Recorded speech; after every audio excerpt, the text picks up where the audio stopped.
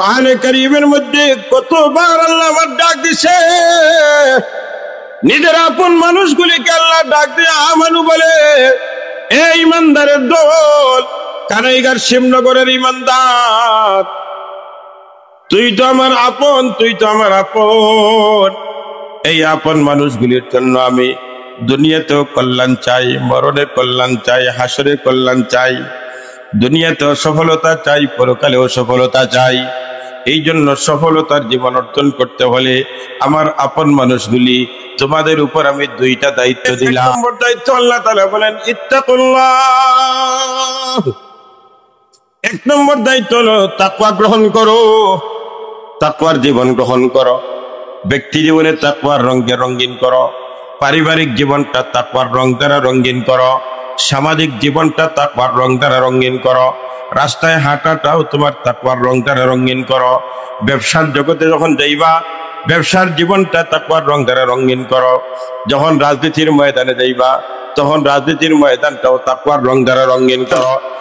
এই পৃথিবীকে সৃষ্টি করেছেন কে? আরো দূরে বলেন, আরো দূরে বলেন, মহব্বতে বলেন।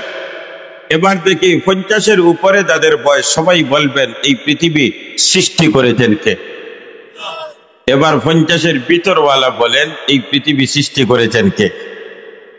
মোটামুটি ব্যালেন্স ঠিক আছে। এই পৃথিবী আমার আল্লাহ সৃষ্টি করেছেন। কত মখলুকাত, কোনো গণনা নাই, কোনো হিসাব নাই, অসংখ্য অগণিত সৃষ্টি আল্লাহ তৈরি করেছেন। কিন্তু সবগুলা সৃষ্টি আল্লাহ তৈরি করার একটা নীতিমালা, আর আপনাকে আমাকে আল্লাহ বানানোর ক্ষেত্রে আরেকটা নীতিমালা। দুনিয়ার সব সৃষ্টিকে আল্লাহ তৈরি করেছেন কোন শব্দের মাধ্যমে? আসমান তৈরি করেছেন কোনের মাধ্যমে? জমিন তৈরি করেছেন কোনের মাধ্যমে? গাছ বৃক্ষলতা তৈরি করেছেন কোনের মাধ্যমে? পাহাড় পর্বত জঙ্গল তৈরি করেছেন কোনের মাধ্যমে? কুরআনে কারীমের মধ্যে আল্লাহ তাআলা বলেন ওয়াইদা আরাদা শাইআন আইয়াকুলা লাহু কুন ফায়াকুন। কোনের মাধ্যমে আল্লাহ সৃষ্টি করেছেন, কিন্তু আপনাকে আমাকে আল্লাহ কোন ব্যবহার করেন নাই। আপনাকে আমাকে বানানোর সময় আল্লাহ কোন ব্যবহার করেন নাই, বরং আল্লাহ তাআলা আপনাকে আমাকে বানানোর জন্য নিজের কুদরতি হাত ব্যবহার করেছে।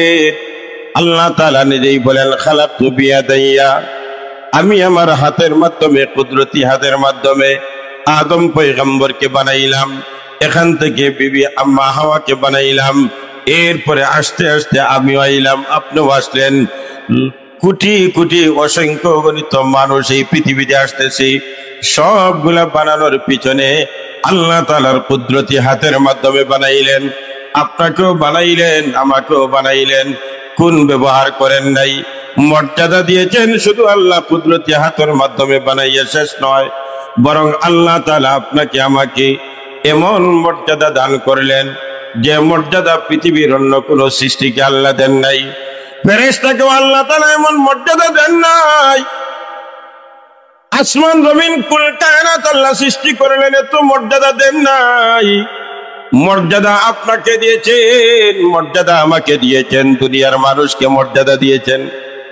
আল্লাহ তাআলা কুরআনে কারীমের মধ্যে ঘোষণা দেন ওয়ালাকাদ কাররামনা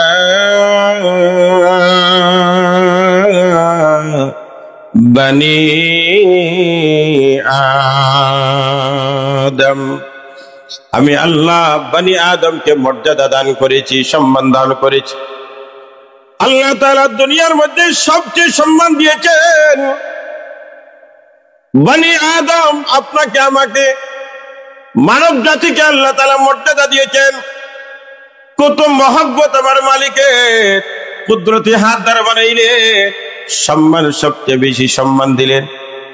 শুধু কুদরতি হাত দিয়ে বানাইয়া আমার আল্লাহ শেষ করেন নাই, শুধুমাত্র সম্মান মর্যাদা দিয়ে আল্লাহ শেষ করেন নাই, বরং পৃথিবীর মাঝে সবচেয়ে সুন্দর সৃষ্টি বানিয়েছেন আপনাকে আমাকে। এর চেয়ে সুন্দর আর কাউকে বানান নাই। এবার কোরআনকে যদি জিজ্ঞাসা করেন, কোরআন তুমি বলো যে আমি সবচেয়ে সুন্দর, আমাকে সুন্দর বানাইছেন আল্লাহ, তোমার কাছে কোনো দলিল আছে কিনা? তখন কোরআন বলে আসো আমার কাছে, দেখো আমার কাছে তোমার দলিল পাও কি পাও না। এবার আল্লাহ কোরআনে বলেন ওয়াত্তিন ওয়াজ্জাইতুন ওয়া তুরি সিনিন ওয়া হাদাল বালাদিল আমিন। আল্লাহ চারটা জিনিসের কসম খাইলেন। 1 নম্বর তিনের কসম খাইলেন, নাম্বার 2 জায়তুনের কসম খাইলেন, নাম্বার 3 তুরে সিনিনের কসম খাইলেন, নাম্বার 4 মক্কাতুল মুকাররমা বলদে আমিনের কসম খাইয়া এবার আল্লাহ তাআলা আপনার আমার সুন্দরের কথা ঘোষণা দেন, লাকাদ খালাকনাল ইনসানা ফি আহসানি তাকওয়িম। আল্লাহ তাআলা বলেন নিশ্চয় আমি তোমাদেরকে, মানুষকে, দুনিয়ার মানব জাতিকে আমি কতই সুন্দর ট্রাক্টর দিয়ে বানাইলাম। এর চেয়ে সুন্দর ট্রাক্টর পৃথিবী কাউকে আমি দেই নাই, আসমানকেও দেই নাই, জমিনকেও দেই নাই, গাছ বৃক্ষলতাকেও দেই নাই, মহিষ গরু জীবজন্তুকে আমি দেই নাই, ফেরেশতাদেরকে আমি দেই নাই। এত সুন্দর ট্রাক্টর দিয়ে আমি আল্লাহ দুনিয়ার মানুষ জাতিকে আমি তৈরি করলাম। কত মর্যাদা, কত মহব্বত! হাত দিয়ে বানাইলেন, কুদরতি হাতের মাধ্যমে বানাইলেন, মর্যাদার আসন দিলেন, সবচেয়ে বেশি মর্যাদা দিলেন, পাশাপাশি সবচেয়ে সুন্দর আল্লাহ বানাইলেন। কিন্তু কপাল পোড়া আমরা, এত কিছু করার পরেও আমরা আমাদের মালিককে চিনি নাই। দুনিয়ার সৃষ্টিগুলি মা আল্লাহকে চিনল, একমাত্র চিনে নাই মানুষ জাতি আল্লাহকে।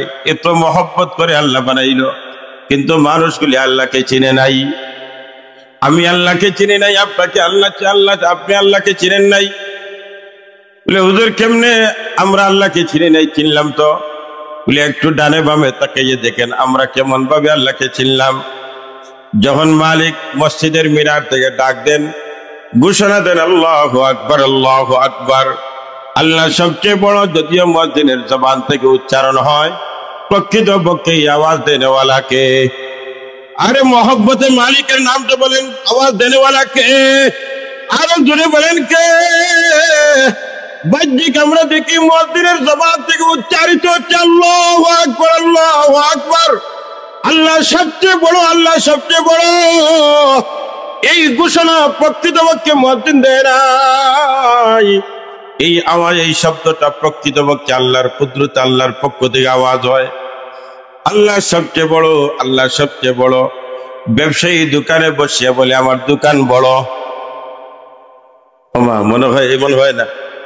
কৃষক তার জমিনে ক্ষেত করে আর কয় আল্লাহ আমার ক্ষেত বড়।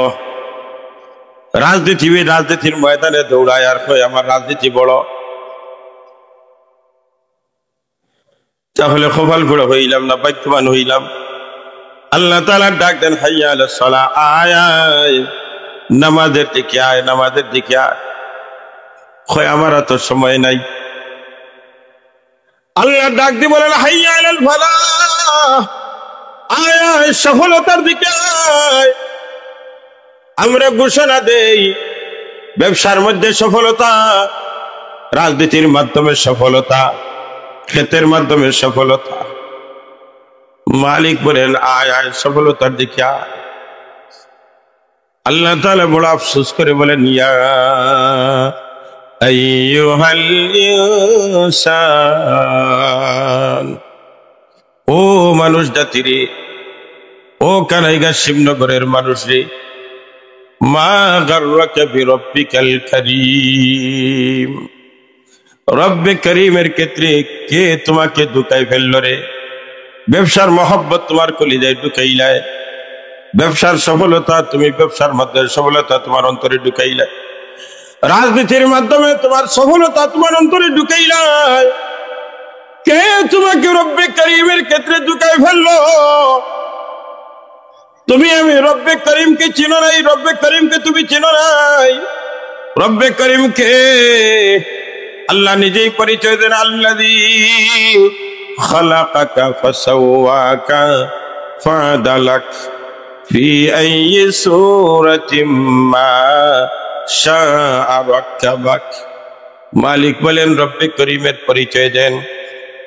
রব্বে করিম তো এই জাত, যে জাত তোমাকে বানাইলো, যে জাত তোমাকে সুন্দর টাকটা দিল, যে জাত তোমাকে সুন্দর করে সাজাইল, যেখানে মাথা দিবার সেখানে মাথা দিল, যেখানে পা দিবার সুন্দর হবে সেখানে পা দিল, যে পরিমাণ হাত দিলে সুন্দর হবে সেই পরিমাণ হাত দিল, যে পরিমাণ চোখ দিলে সুন্দর হবে সেই জায়গায় চোখটা দিল, যেভাবে নাক দিলে সুন্দর হবে সেভাবে নাক দিল।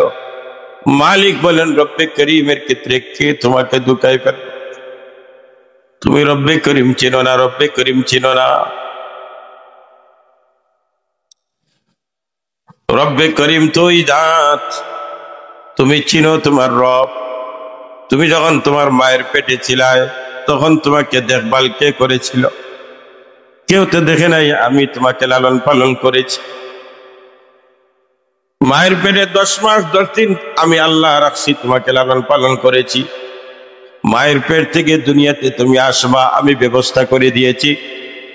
দুনিয়াতে আসার পরে তোমার খাবারের দরকার হবে, দুনিয়াতে আসার আগে তোমার মায়ের বুকে দুধ রাখছি।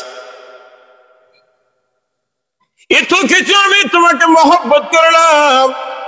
হায় হায়, জমিনে আসার পরে, দুনিয়াতে আসার পরে যখন তুমি কিছু বড় হইয়া এখন তুমি আমার আপন মানুষগুলির তালিকায় তোমার নাম লিখতে চাও না।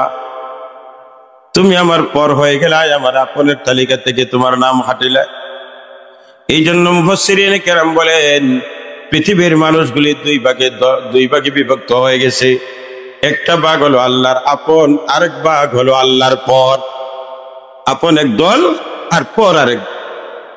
আপন মানুষগুলি নিজের হয় আর পর মানুষগুলি নিজের হয় না। আপন মানুষগুলির সাথে ব্যবহার ভালো হয়, পর মানুষগুলির সাথে ব্যবহার ভালো হয় না। আপন মানুষগুলিকে ডাকতে সুন্দর করে ডাকা হয়, পর যারা হয় এদেরকে ডাকতেও ভালো লাগে না, সম্পর্ক রাখতেও ভালো লাগে না। এটা দুনিয়ার বাস্তবতা। এই জন্য দুনিয়ার মানুষ দুই ভাগে বিভক্ত হয়ে গেছে। একটা ভাগ হলো আল্লাহর আপন, আর একটা ভাগ হলো আল্লাহর পর। আপন মানুষ কারা আর পর কারা? এবার আল্লাহর পক্ষ থেকে আপন মানুষগুলির জন্য একটা আইডি কার্ড দিলেন, একটা পরিচয় পত্র দিলেন। যেভাবে আমরা বাংলাদেশি হওয়ার জন্য 2টা জিনিস লাগে, আইডি কার্ড লাগে, পাসপোর্ট লাগে। আপনি বহির্বিশ্বে যদি বাংলাদেশি পরিচয় দিতে চান তাহলে আপনার জবান দ্বারা হবে না, আপনার আচরণ দ্বারা হবে না, আপনার বক্তব্যের মাধ্যমে হবে না। আপনার পাসপোর্ট কথা বলবে যে আপনি বাংলাদেশি, পাসপোর্টের মাধ্যমে পরিচয় পাওয়া যায়। দেশের ভিতরে আপনি যে বাংলাদেশের নাগরিক, বাংলাদেশি, পরিচয় পাওয়ার জন্য আপনার 18 বছরের পরে মৃত্যু পর্যন্ত আপনার পরিচয় হলো আইডি কার্ড। আপনার আইডি কার্ড আছে, আপনি বাংলাদেশি নিঃসন্দেহে। আপনার পাসপোর্ট আছে, দুনিয়ার যে কোনো জায়গায় যান আপনি বাংলাদেশি পরিচয়। দুনিয়ার যদি একটা মানুষ দেশি হওয়ার জন্য একটা পরিচয় লাগে, আইডি কার্ড লাগে, আল্লাহর আপন মানুষগুলির জন্য একটা আইডি কার্ড দিয়েছেন আল্লাহ। ওই আইডি কার্ডের নাম হলো দৌলতে ঈমান। আইডি কার্ডের নাম হলো, বলেন না, একটু জবান খুলে বলেন, দৌলতে ঈমান। ঈমান আছে, ওই ব্যক্তিটা আল্লাহর আপন হয়ে গেছে। গরিব ধনী কোনো বাধা নেই, গরিব হোক তার দিলের ভিতরে ঈমান আছে, শিল্পপতি হোক তার দিলের ভিতরে ঈমান আছে, ধনী হোক আর গরিব হোক ঈমান আছে, তার আইডি কার্ড আছে। ওই আইডি কার্ডের দাম,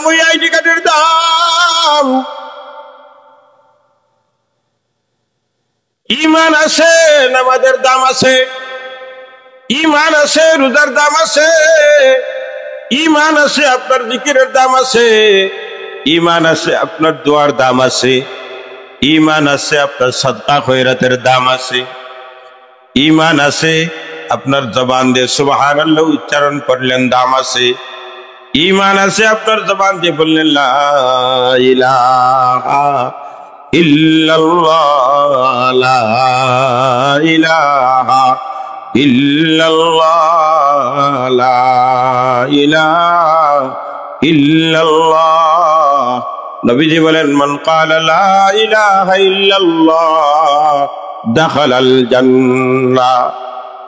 লা ইলাহা ইল্লাল্লাহ উচ্চারণ করেছে, জান্নাতের টিকিট কনফার্ম হয়ে গেছে।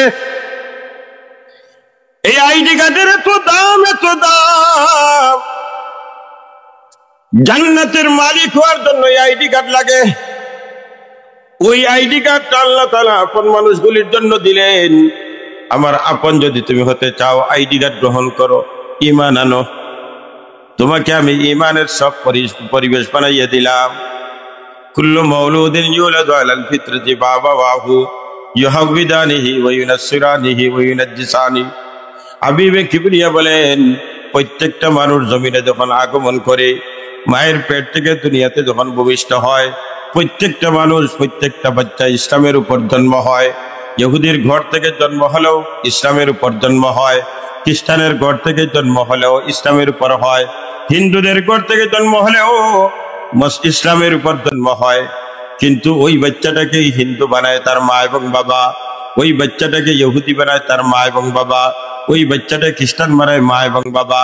আর মুসলমান মায়ের মা বাবার ঘর থেকে যখন বাচ্চা জন্ম নেয়, তখন মুসলমান পরিবেশে উঠা বসা হয়, মুসলমান পরিবেশে তার লালন পালন হয়, তখন ইসলামের উপর টিকে থাকে। কিন্তু ইসলামের উপর আমি জন্ম দেই। আমার আইডি কার্ড গ্রহণ করো। এবার আইডি কার্ড যারা গ্রহণ করে, এদেরকে আল্লাহ তাআলা বড় মজার ডাক দেয়, মহব্বতের ডাক। আল্লাহ বলেন, ইয়া আইয়ুহাল্লাযীনা আমানু। কোরআনে কারীমের মধ্যে কতবার আল্লাহ আমার ডাক দিছে। নিজের আপন মানুষগুলিকে আল্লাহ ডাক দিয়ে আমানু বলে। এই ইমানদারের দল, কানাইঘাট শিবনগরের ইমানদার, তুই তো আমার আপন, তুই তো আমার আপন। এই আপন মানুষগুলির জন্য আমি দুনিয়াতেও কল্যাণ চাই, মরণে কল্যাণ চাই, হাসরে কল্যাণ চাই, দুনিয়াতেও সফলতা চাই, পরকালেও সফলতা চাই। এই জন্য সফলতার জীবন অর্জন করতে হলে আমার আপন মানুষগুলি, তোমাদের উপর আমি দুইটা দায়িত্ব দিলাম। কয়টা দায়িত্ব? জুড়ে বলেন, জুড়ে বলেন, কয়টা দায়িত্ব? আজকে এই দুইটা দায়িত্ব পালন করবেন তো ইনশাআল্লাহ? আরো ধরে বলেন, আরো ধরে বলেন ইনশাআল্লাহ। যদি এই দুইটা পালন করে থাকেন আলহামদুলিল্লাহ, যদি না করে থাকেন তাহলে আজকেই পালন করতে হবে। নিয়ত করবেন তো ইনশাআল্লাহ। এই আপন মানুষগুলির জন্য দুইটা দায়িত্ব দেন। এক নম্বর দায়িত্ব আল্লাহ তাআলা বলেন ইত্তাকুল্লাহ। এক নম্বর দায়িত্ব হলো তাকওয়া গ্রহণ করো, তাকওয়ার জীবন গ্রহণ করো। ব্যক্তি জীবনে তাকওয়ার রঙে রঙিন করো, পারিবারিক জীবনটা তাকওয়ার রং দ্বারা রঙিন করো, সামাজিক জীবনটা তাকওয়ার রং দ্বারা রঙিন করো, রাস্তায় হাঁটাটাও তোমার তাকওয়ার রং দ্বারা রঙিন করো। ব্যবসার জগতে যখন যাইবা, ব্যবসার জীবনটা তাকওয়ার রং দ্বারা রঙিন করো। যখন রাজনীতির ময়দানে যাইবা, তখন রাজনীতির ময়দানটাও তাকওয়ার রং দ্বারা রঙিন করো। এক কথায় জন্ম থেকে মৃত্যু পর্যন্ত তাকওয়া অর্জন করো, তাকওয়া অর্জন করো। তাকওয়াবিহীন এই জীবনের কোনো দাম নাই। তাকওয়াবিহীন ওই আইডি কার্ডের কোনো দাম নাই। তাকওয়াবিহীন আপনার কোনো দাম হবে না। এক সময় আইডি কার্ড দুর্বল হতে হতে, আইডি কার্ডটা পরিচয় পত্র দুর্বল হতে হতে এক সময় আইডি কার্ডটা বিলুপ্ত হয়ে যাবে। তখন তাকওয়াবিহীন ঈমানের কোনো দাম নাই। এই জন্য আল্লাহ তাআলা জানাই দিলেন, আমার আপন মানুষগুলি, এক নম্বর দায়িত্ব তোমাদের উপর দিলাম, তাকওয়ার জীবন গ্রহণ করবা। এখন প্রশ্ন জাগে যে হুজুর তাকওয়া কার নাম? সহজ তার পরিচয় হলো তাকওয়া বলা হয় হালাল যত জিনিস আল্লাহ হালাল করে দিয়েছেন, ওই সব হালাল জিনিসটাকে হালাল হিসাবে গ্রহণ করা। আল্লাহ তাআলা যত হারাম ঘোষণা দিয়েছেন, সব হারামগুলিকে বর্জন করার নাম হলো তাকওয়া।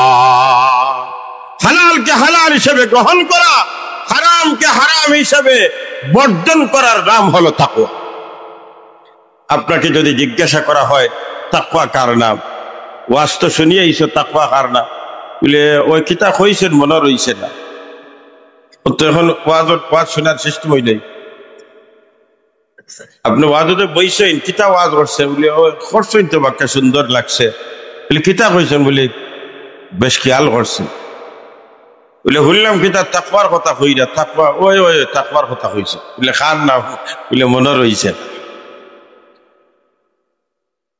সারা রাত খুঁজতে ঘুরি সকালে জুলেখা বেটারা বেছে ও দোষা আমরা একটু সবক নিয়ে যা ময়দান থেকে একটু সবক নিয়ে যা তাকওয়া বলা হয় হালালকে হালাল হিসাবে গ্রহণ করা হারামকে হারাম হিসাবে বর্জন করার নাম হলো তাকওয়া এর চেয়ে সহজ আর সংখ্যা নেই এখন আমি এই কথাটা আপনারা বুঝছেন কিনা আমি এই কথা পরীক্ষার জন্য দুই একটা কথা জিজ্ঞাসা করব আচ্ছা সুদ আপনারা চিনেননি সুদ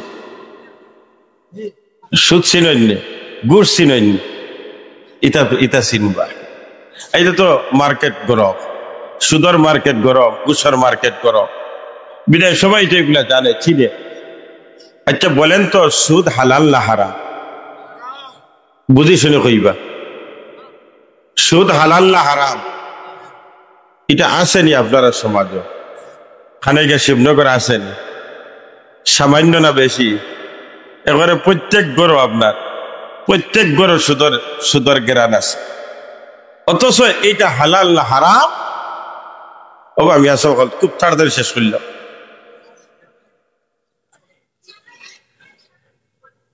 তো এইটা সুদ এটা হালাল না হারাম আরে জবান সবাই একসাথে বলেন সুদ হালাল না হারাম আরো জোরে বলেন সুদ হালাল না হারাম আমি তো ফতোয়া দিছি না ফতোয়া খেয়ে দিছে এখন ফতোয়া খেয়ে দিছে আপনারা আমি কিন্তু হারাম হয়েছি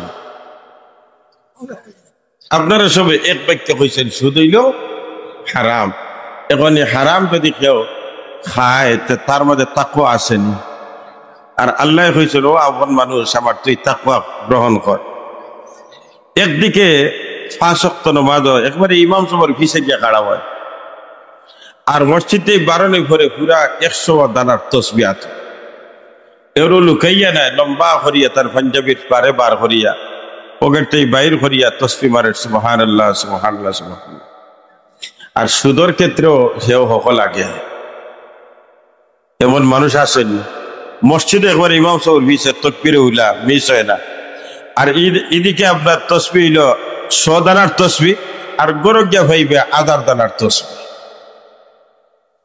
এই তসবির ফাঁকে ফাঁকে খালি সুদর চিন্তা করে একবার সুবহানাল্লাহ পড়ে আর আবার কয় ওগুলি তো দিছিলাম টাকা এগিয়ে তো টাকা এখনো দিল না এর বাদে কয় সুবহানাল্লাহ সুবহানাল্লাহর ফাঁকে ফাঁকে সুদের চিন্তা করে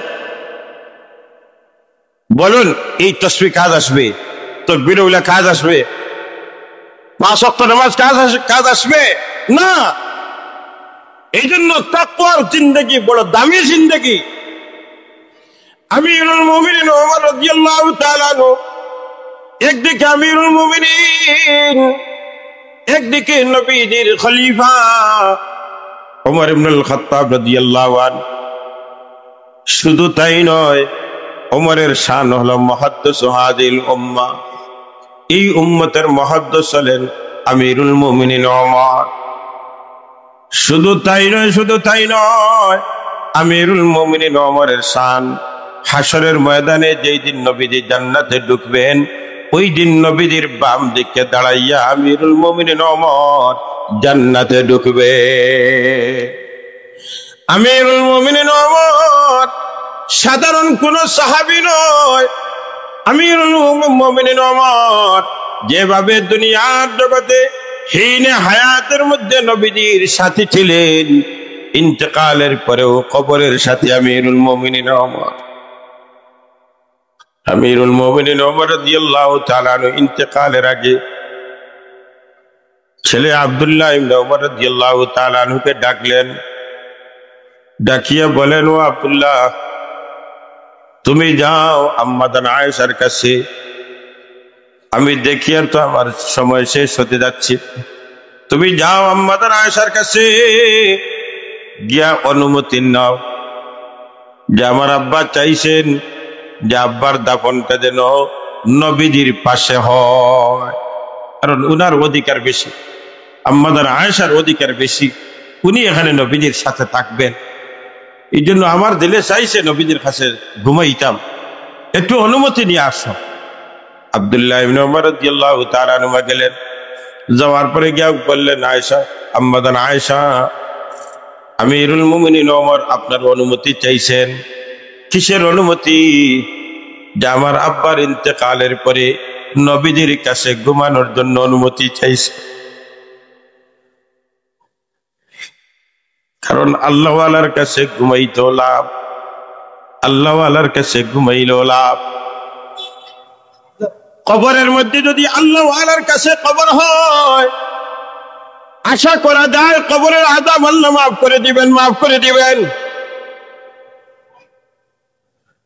হাকিমুল উম্মত মুজাদ্দিদুল মিল্লাত আশরাফ আলী থানভী রাহমাতুল্লাহ আলাইহি লিখেন যে কবরের কাছে আল্লাহওয়ালার কাছে যদি ঘুমান তাহলে আল্লাহ তাআলা আশা করা যায় যে আল্লাহ তাআলা কবরে আযাব মাফ করে দিবে। সম্পর্কিত একজন গেলেন, গিয়ে জিজ্ঞাসা করলেন, সাহেব আপনি বললেন এইরকম বিষয়, অথচ কোরআন আর হাদিসের মধ্যে দেখা যায় ভিন্ন বিষয়। কোরআনে কারীমের মধ্যে আল্লাহ তাআলা বলেন, ওয়ালা তাজিরু ওয়াজিরাতুন উযরা উখরা, আখিরাতে একজন আরেকজনের বোঝা বহন করবে না, যার যার বোঝা যার যার বহন করবে। একজনের গুনাহ আরেকজনের পরে যাবে না, একজনের গুনাহ শাস্তি আরেকজনের কাছে যাবে না, একজনের নেকির সওয়াব আরেকজনের কাছে যাবে না, যার যার নেকির সওয়াব যার যার পাইবে, যার যার গুনার শাস্তি নিজে পাইবে। ইনো কবরের খাসা তুতিলে গুনাহগার হতিলে হেন খাতিরে এন মাফ হইতো কেন? এটা একটা প্রশ্ন, যৌক্তিক প্রশ্ন। এবার হাকিমুল উম্মত আশরাফ আলী থানভী রাহমাতুল্লাহ আলাইহি ছিলেন। এই মানুষটা আলিম না, বিদায় কোরআন হাদিসকে তারে বুঝাইলে হবে না, যুক্তির মাধ্যমে বুঝাইতে হবে। এই সময় এই মানুষটা আশরাফ আলী থানভী রাহমাতুল্লাহ আলাইহির বাতাস দের, পাখাদি বাতাস দের। খাসার তো আরো কিছু মানুষ আছে, কইলা তুমি বাতাস হারে দিলা, কইলা সাহেব আপনারে দিয়া, বলে তারার লাগেন আশপাশে যারা পড়লো এরার বাতাস লাগেন, বলে জি হয়। বলে তুমি বাতাস আটকাও না কেন? বলে দিন এটা তো এমনিও যায়, এটা তো আটকাইবার বিষয় না, আপনারা দিয়ার এটা তো এমনিও তো কিছু যাইব গিয়া। বলে তুমি যদি একজন মানুষ হওয়ার পরেও আটকানো সম্ভব হচ্ছে না, এমনিও যায় গিয়া, আমার আল্লাহ রহমান রহিম, রহমত দিবা আল্লাহ ওয়ালার কবর 84টা যদি যায় গিয়ে তাহলে ফিরত আনবানি। আম্মাদান আয়েশা সিদ্দিকা রাদিয়াল্লাহু তাআলা আনহার সামনে যখন প্রস্তাব গেল, আমিরুল মুমিনিন ওমর ঘুমানোর ইচ্ছা করতেছেন নবীজির কাছে। কারণ হাসরের ময়দান আল্লাহ ওয়ালার কাছে যদি কবর হয় তাহলে ওই আল্লাহ ওয়ালার সাথে উঠবে। আম্মাদান আয়েশা সিদ্দিকা রাদিয়াল্লাহু তাআলা আনহা চিন্তা করলেন যে ওমর ইবনুল খাত্তাব দামি মানুষ, নবীজির খলিফা, আর আমিরুল মুমিনিন ওমর মুহাদ্দিস আদিল উম্মাহ, অনুমতি দিয়া দিলেন, যাও ঠিক আছে আমি অনুমতি দিলাম। আব্দুল্লাহ ইবনে ওমর রাদিয়াল্লাহু তাআলা আনহু যখন রিপোর্ট দিলেন, আমিরুল মুমিনিন ওমর বলেন, ও আব্দুল্লাহ, এই অনুমতি যথেষ্ট না, এখনো আমি জীবিত। হয়তো আম্মাদান আয়েশা ভয়ে ভয়ে হয়তো অনুমতি দিয়া দিছে, আমার ইন্তেকালের পরে যখন আমার খাটিয়ার মধ্যে উঠাইবাই, উঠানোর পরে যখন রওনা দিবাই, আম্মাদান আয়েশার কাছে যাইবা, যাওয়ার পরে অনুমতি চাইবা। যদি আম্মাদান আয়েশা অনুমতি দেন তাহলে আমার দাফন এখানে করবা, নবীজির কাছে আমি ঘুমাইবো, হাসরের ময়দান নবীজির সাথে উঠব। আর যদি আম্মাদান আয়েশা দাফনের অনুমতি দেন না, তাহলে জান্নাতুল বাকির মধ্যে আমার দাফন করি।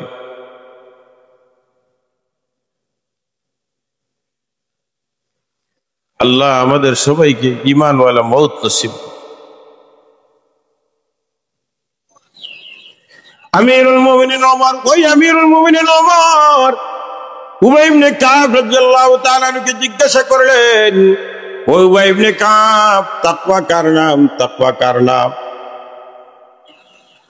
আমিরুল মুমিনিন ওমর তো ওই সাহাবী যিনি বলেন হাসরের ময়দানে যদি আল্লাহ ঘোষণা দেন সব মানুষগুলি যাও জাহান্নাম আর একজন যাও জান্নাত, রহমতের উপর আশা যে আমি ওমর জান্নাতে যাইব। আর যদি আল্লাহ তাআলা ঘোষণা দেন সব যাও জান্নাত আর একজন যাও জাহান্নাম, তাহলে মনে হয় আমি ওমর জাহান্নামে যাব।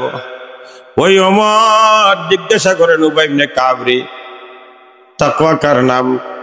উবাই ইবনে কাব রাদিয়াল্লাহু তাআলা বলে, আমিরুল মুমিনিন ওমর, আপনার প্রশ্নের জবাব দেওয়ার আগে আমি একটা প্রশ্ন করি। কি প্রশ্ন রে উবাই ইবনে কাব? প্রশ্নটা হইল, আমিরুল মুমিনিন ওমর, আপনার জীবনে এমন কোন রাস্তা দিয়ে আপনি হাঁটছিলেন যে রাস্তাটা অত্যন্ত চিকন, একেবারে চিকন, স্বাভাবিক একজন মানুষ তার বডিটা নিয়ে যাওয়া সম্ভব না, এরকম একটা চিকন রাস্তা, আর অতিক্রম করেছেন শীতকালীন সময়, কারণ ওই সময় তো ঠান্ডার কাপড় চোপড় বেশি থাকে শরীরে। স্বাভাবিক যখন একজন মানুষের দেহ নিয়ে যাওয়া সম্ভব না, এই সময় যদি আরো অতিরিক্ত কাপড় থাকে তো উপায় নাই। শুধু তাই নয়, চিকন শুধু রাস্তা নয়, রাস্তার ডানে বামে শুধু বিষাক্ত কাঁটা, কাঁটা দ্বারা দুই দিক ভর্তি, এরকম রাস্তা আপনার জিন্দেগি কোনোদিন হাঁটছিলেন? আমিরুল মুমিনিন ওমর বলেন, হ্যাঁ আমি এরকম রাস্তা জীবনে হাঁটছি, অতিক্রম করেছি, অতিক্রম করেছি। এবার জিজ্ঞাসা করলেন উবাই ইবনে কাব রাদিয়াল্লাহু তাআলা, আমিরুল মুমিনিন ওমর, যখন আপনি এই রাস্তা হাঁটছিলেন তখন স্বাভাবিক হাঁটা না একটু ভিন্ন হাঁটা, কেমনে অতিক্রম করছিলেন? আমিরুল মুমিনিন ওমর বলেন, উবাই ইবনে কাব রে, এত সতর্কতার মাধ্যমে হাঁটছিলাম, কাপড়ও সামলাইতাম, পটিও সামলাইতাম, আবার গন্তব্য পর্যন্ত যাইতাম, ডানে বামে কাটা যেন কাপড়ও ধরে না, বটিও যেন সয়ে না, কারণ ধরতে দেরি হবে, কষ্ট পাইতে দেরি হবে না, ব্যথা পাইতে দেরি হবে না, এত বিষাক্ত কাটা। এর থেকে শরীরে হেফাজত, কাপড়ে হেফাজত করে সতর্কতার মাধ্যমে গন্তব্য পর্যন্ত পৌঁছা, খুব সতর্কতার মাধ্যমে হাঁটছিলাম। আমিরুল মুমিনিনের জবাবের পরে উবাই ইবনে কাব রাদিয়াল্লাহু তাআলা বলেন, আপনি জিজ্ঞাসা করেছিলেন তাকওয়া কার নাম? ও আমিরুল মুমিনিন ওমর, যেভাবে এই রাস্তা সতর্কতার মাধ্যমে অতিক্রম করেছিলেন, দুনিয়ার জীবনটা এভাবে সতর্কতার মাধ্যমে পরিচালনা করার নাম হলো তাকওয়া। কারণ ওই যে বিষাক্ত কাঁটা, এগুলা হইল যত হারাম কাজ, সুদ, ঘুষ, মিথ্যা, জিনা, চুগলখড়ি, এইভাবে যা আছে সবগুলি হলো এক একটা কাঁটা। এমন সতর্কতার মাধ্যমে চলবা যেন সুদে সাক্ষাৎ করতে না পারে, ঘুষে সাক্ষাৎ না করতে পারে, মিথ্যা সাক্ষাৎ না করতে না পারে, জিনায় সাক্ষাৎ করতে না পারে। এভাবে সতর্কতার মাধ্যমে চলার নাম হলো তাকওয়া। এখন তাকওয়ার জিম্মাদারি দিলেন আল্লাহ, এইভাবে তাকওয়া গ্রহণ করো, করে জীবন পরিচালনা করো। বলুন এই বিষয়টা সহজ না কঠিন? সহজ। বর্তমান সময়ে এগুলার থেকে বাঁচিয়া জীবন পরিচালনা করা সহজ না কঠিন? কঠিন। কঠিন জিনিস যদি হয় তাহলে এটারে কিভাবে অর্জন করতে হয়, যদি পথটা অর্জনের পথটাও কঠিন হয় তাহলে আপাতমস্ত বিষয়টা কঠিন। আর যদি কঠিন বিষয়টা অর্জন করার দায়িত্বটা সহজভাবে দেওয়া হয় তাহলে এটা আর কঠিন থাকে না। এবার যদি আল্লাহ জানাই দিতেন যে তাকওয়া এটা টন টন করে আনতে হবে, বিক্রয়যোগ্য সম্পদ, তাহলে গরিব দিয়ে হইতো হুজুর আমার টাকা নেই, আর তাকওয়া লইতাম পারছি না। আর শিল্পপতি হইল হুজুর তাকওয়া কোনানো বিকে, চট্টগ্রাম যদি বিকে তখন তো জাহাজ 2-4টা লইয়া গেলাম, গিয়ে একবারে 14 গোষ্ঠীর তাকওয়া লইয়া আইলাম। তো গরিবে খালি চাইতো, সেই খালি আফসোস করতে, হায় রে তাকওয়া লইতাম পারলাম না। আর কিয়ামতের দিন গিয়ে হইতো আল্লাহ গরিব বানাইছ, তাকওয়া লইতাম পারছি। আল্লাহ তাআলা জানাই দিলেন যে এই তাকওয়ার জীবন গ্রহণ করা যদিও তোমরা বুঝতেছ কঠিন, না না কঠিন না, অর্জনের একটা মাধ্যম দিলাম অতি সহজ। ওয়াকুনু মা'আস সাদিকিন, তোমরা সত্যবাদী ওয়ালার অন্তর্ভুক্ত হয়ে যাও, সত্যবাদী যারা তাদের দলের সদস্য হয়ে যাও, আল্লাহ ওয়ালাদের সান্নিধ্য অর্জনকারী হয়ে যাও। শেখ লক্ষ্মীপুরীর আর পাশে কাছে আসা দেওয়া শুরু করে দাও, শেখে দুর্লভ পরীর সোহবত গ্রহণ করতে শুরু করে দাও, আসা দেওয়া শুরু করে দাও। দেখবা একদিন তোমাদের নামাজ ছুটবে না, তোমাদের রোজা ছুটবে না, তোমাদের জিকির ছুটবে না, তোমাদের ইস্তেগফার ছুটবে না, তোমাদের কান্নাকাটি ছুটবে না। এইভাবে যখন নামাজ ছুটবে না, রোজা ছুটবে না, হজ ছুটবে না, যাকাত ছুটবে না, দোয়া ছুটবে না, জিকির ছুটবে না, গুনার কাজ জীবন থেকে চলে যাবে। দেখবে একদিন, 2 দিন, 3 দিন পরে দেখবে জিন্দগির মধ্যে তাকওয়া নিয়ামত চলে আসছে আল্লাহ ওয়ালাদের সান্নিধ্যে। কারণ আল্লাহ ওয়ালাদের সাথে যদি সম্পর্ক রাখা হয়, আল্লাহ ওয়ালাদের সাথে যদি সম্পর্ক রাখে, এই সম্পর্কের বড় দাম, সম্পর্কের বড় দাম। সোহবতে সালেহ তোরা সোহবতে সালেহ কুনত, সোহবতে তালেহ তোরা তালেহ কুনত। সৎসঙ্গে স্বর্গবাস, অসৎসঙ্গে সর্বনাশ। ভালো মানুষের সাথে সম্পর্ক রাখে, এই সম্পর্কটা সম্পর্কের বড় দাম। নবীজি বলেন আল মারউ মা মান আহাব্বা, দুনিয়াতে যার সাথে সম্পর্ক তার সাথে হাসর হবে। দুনিয়াতে শেখ লক্ষ্মীপুরীর সাথে সম্পর্ক, হাসর হবে শেখ লক্ষ্মীপুরীর সাথে। দুনিয়ার সাথে যদি চুরের সাথে সম্পর্ক হয়, চুরের সাথে হাসর হবে। দুনিয়ার জগতে যদি ডাকাতের সাথে সম্পর্ক হয়, সুদখোরের সাথে সম্পর্ক হয়, ঘুষখোরের সাথে সম্পর্ক হয়, কুরআনের দুশমনের সাথে সম্পর্ক হয়, আলিম বিদ্বেষীদের সাথে সম্পর্ক হয়, যতই নামাজি হন হাসর হবে তাদের সাথে, হাসর হবে তাদের সাথে। এই জন্য দুনিয়াতে যদি ভালো মানুষের সাথে সম্পর্ক হয়, তাহলে হাসর হবে ভালো মানুষের সাথে। দুনিয়ার মধ্যে ভালো মানুষ কারা, ভালো মানুষ কারা, দামি মানুষ কারা? কোনো সাইনবোর্ড তো নাই বলে আমি ভালো মানুষ।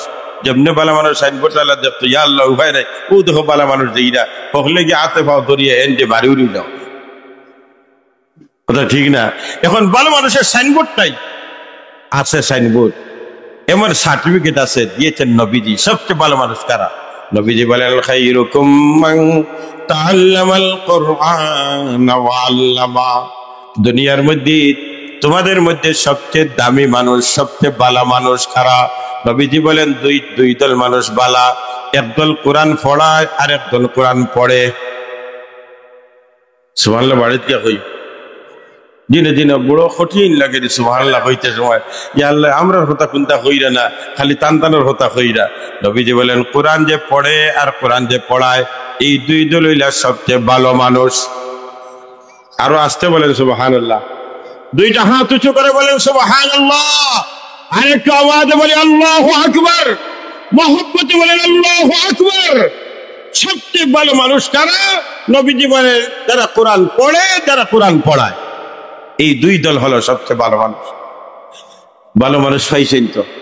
পাইছেন ভালো মানুষ? সাইনবোর্ড পাইছেন নি? যারা কোরআন পড়ে, যারা কোরআন পড়ায়। এই ভালো মানুষের সাথে যদি সম্পর্ক রাখেন, ওই সম্পর্কের মাধ্যমে ভালো মানুষ হয় না, আপনিও ভালো মানুষ হয়ে যাবেন। তাহলে ভালো মানুষ পাইলাম 2 দল, একদল কোরআন পড়ায় আর একদল কোরআন পড়ে। এই 2 দল মানুষ আপনাদের কানাইঘাটের জমিনে আছে, তারপরে বুঝে শুনে কই আসেনি।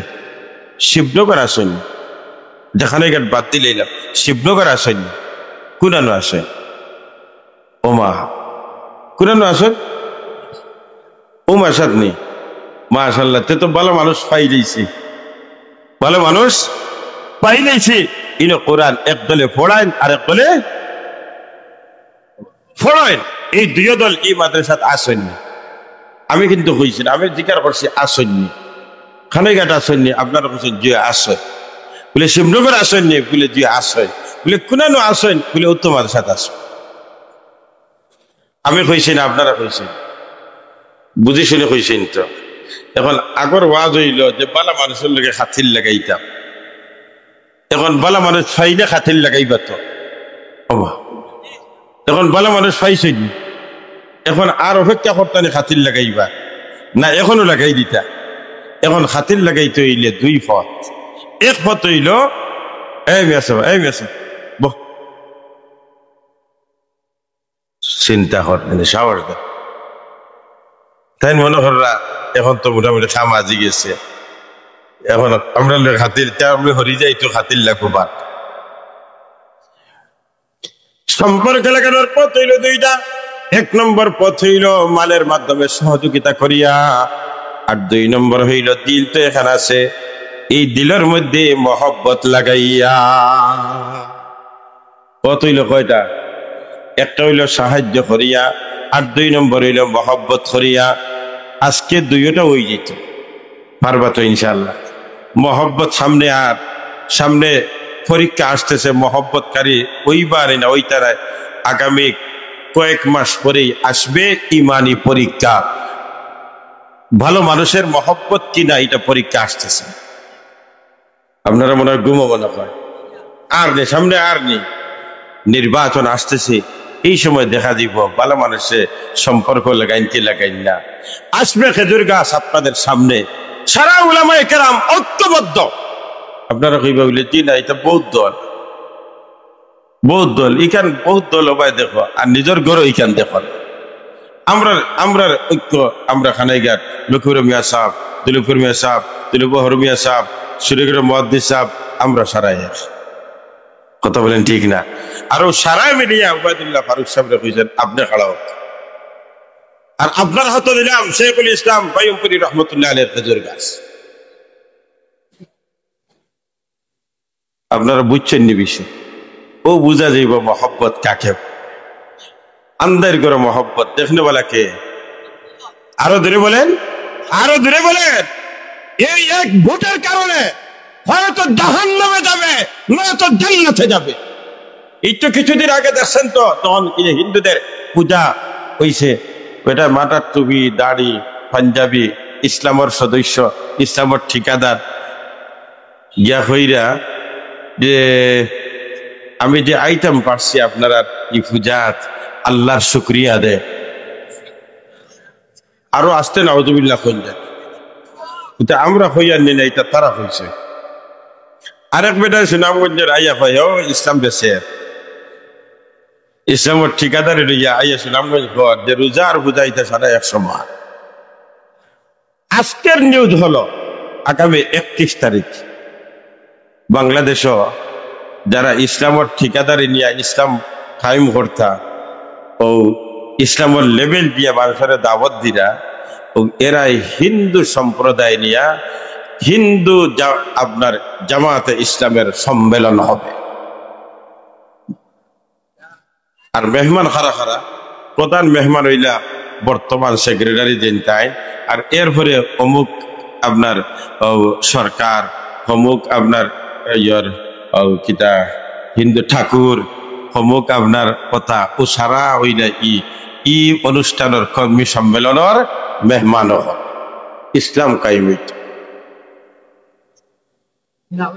সহজ কথা, ইসলামের দাওয়াত আসবে,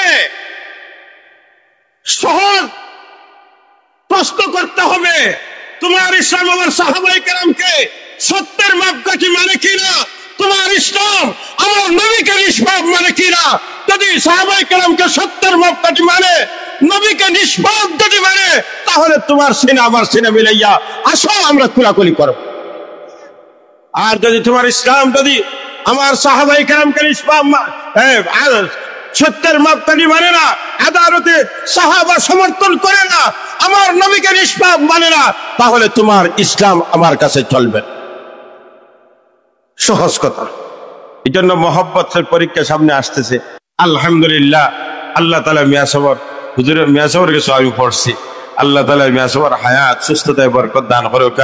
ওয়া আখিরু দাওয়ানা আনিল হামদুলিল্লাহি রাব্বিল আলামিন। আসসালামু আলাইকুম ওয়া রাহমাতুল্লাহি ওয়া বারাকাতুহু।